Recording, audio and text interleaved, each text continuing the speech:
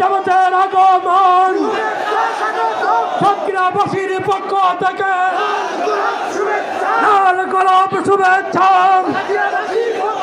সাতক্ষীরাবাসীর পক্ষ থেকে সর্বস্তরে জনগণের পক্ষ থেকে নারী পুরুষের পক্ষ থেকে হিন্দু মুসলিম বৌদ্ধ খ্রিস্টানের পক্ষ থেকে সাতক্ষীরাবাসীর পক্ষ থেকে আহলান সাহলান মারহাবান মারহাবান।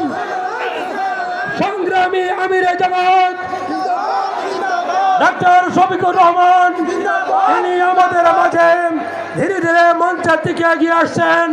সংগ্রামী জনগণকে জনতাকে কর্মী ভাইদেরকে ধীর স্থিরভাবে মাঠে অবস্থান নিয়ে এই সম্মেলনকে সফল করার জন্য আহ্বান জানাচ্ছি। সংগ্রামী বন্ধুগণ সবাই বসে পড়ুন, মেহরবানি করে বসুন।